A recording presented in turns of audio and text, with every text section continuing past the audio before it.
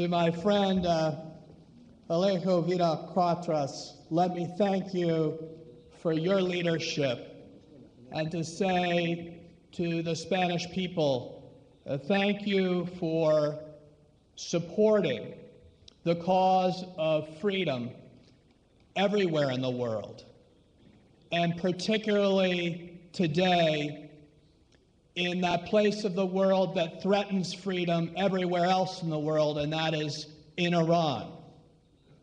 I want to thank Juan Garces because he has been a champion of freedom wherever it is threatened. And I am particularly honored to say that he worked with my father, Senator Edward Kennedy, in the cause of freedom in Latin America, in Chile, when Pinochet was ruling his country with the disregard of human rights, just like Ahmadinejad is ruling Iran with the disregard of human rights.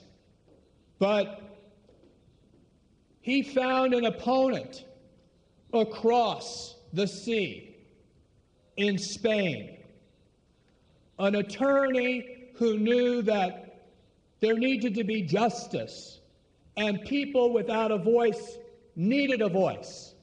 Now that threat is in Tehran, and that threat is Khomeini and Ahmadinejad, who are repressing the people of Iran, just like every other dictator in history has repressed their people. We think that the struggle for freedom, as has been said, is a universal struggle.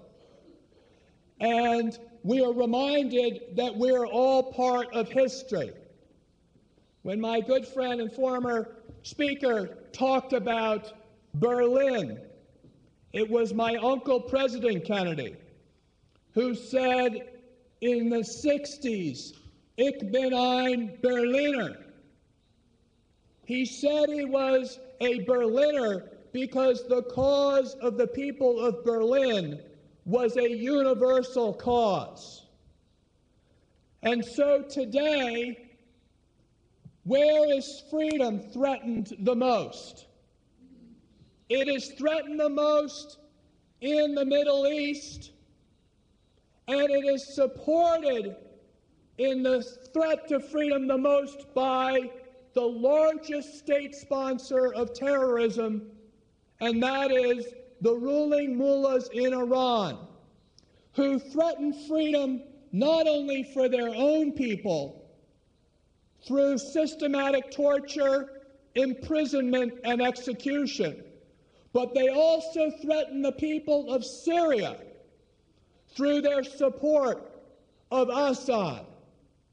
They threaten the stability of not only the Middle East through their support of terrorist groups like Hamas and Hezbollah, but they threaten the peace and security of the world by trying to manufacture a nuclear weapon in a neighborhood like the Middle East with all of its instability today.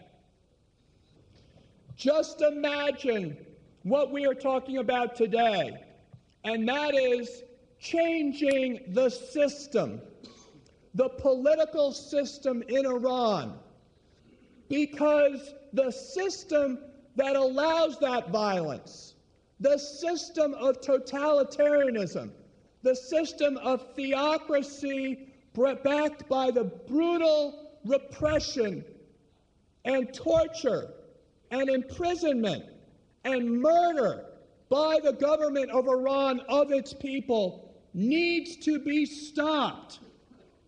And we are here to commit ourselves to the process of stopping it. I salute Madam Rajavi. I salute her courage and the leadership of all of you, because your fight is our fight. Just as my uncle said, "Ich bin ein Berliner," I have said, "Man Irani Hastan."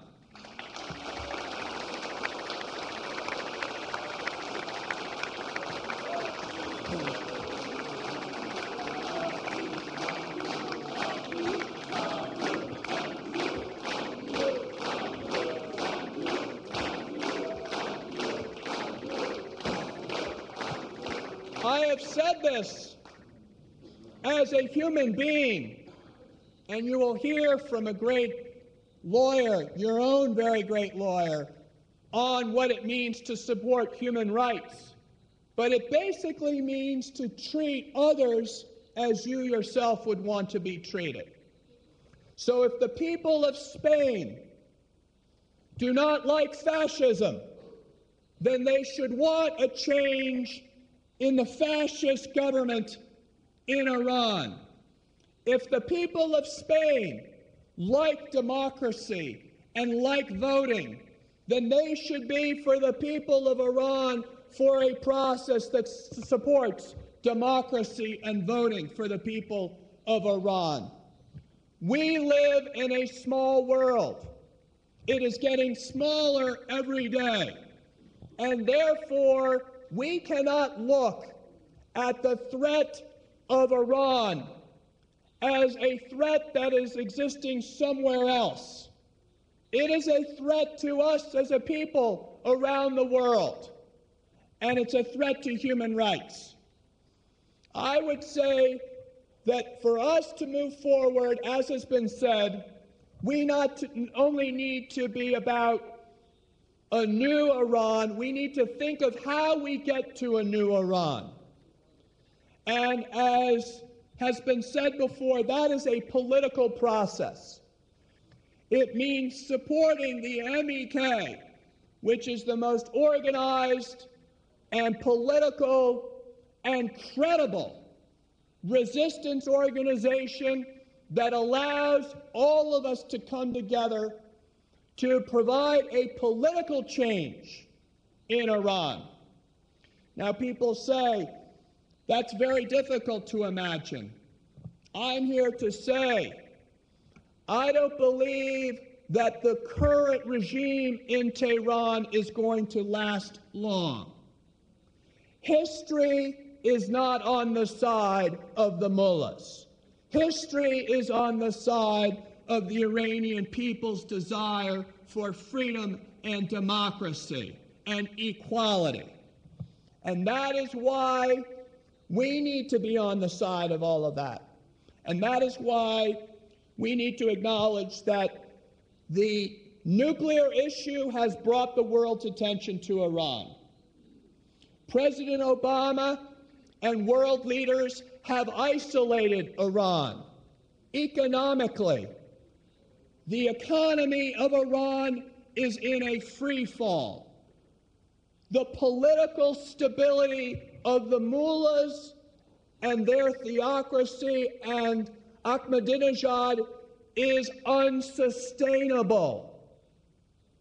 And the world community is focused on Iran because of the nuclear threat.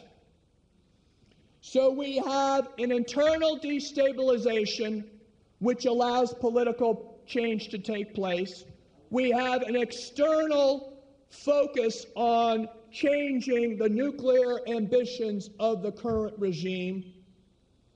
And while we all have that, we have the delisting of the largest and most organized political opposition group around the world to the mullahs in Iran, and that is the MEK. So we have the process today to organize around the MEK for a change in direction in Iran through a political process of supporting democratic change in Iran, supported by international pressure brought throughout the international community and expedited by the internal economic dissolution of the economy in Iran because of the sanctions. So, my friends, as was started here today, this can happen. And not only it can happen sooner if we're organized and if we are clear on what our objectives are. So let me conclude by identifying some of these objectives.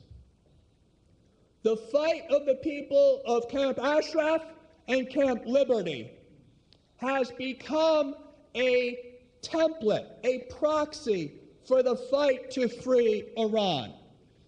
It has been in the battle to support the refugees of Ashraf and Liberty that the international community has come to understand what the methodology of the Iranian rulers have been all about. We've seen deception, we've seen murder, and we've seen the use of force by the proxy government, Iraq, who has become a pawn for the Iranian regime's effort to fight the MEK.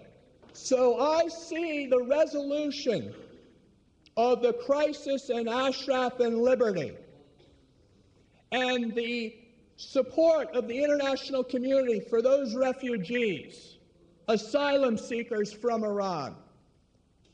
I see that as a fight that's going to take place exactly at the same time we see the fight take place to free all of the people of Iran from this brutal dictatorship that has murdered so many of their own people.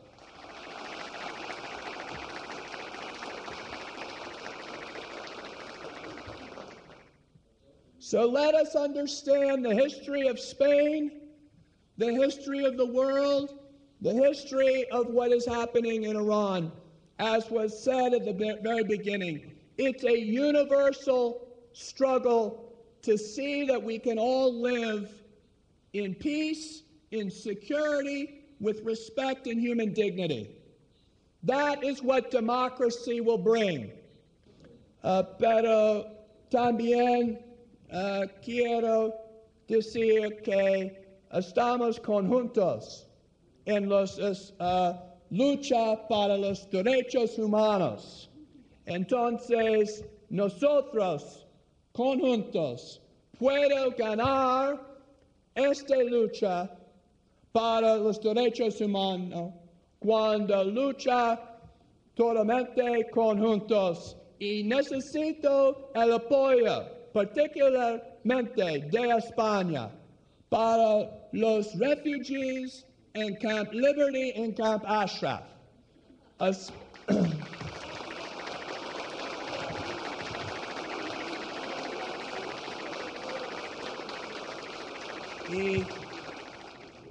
Porque ellos necesitan democracia y España tiene democracia.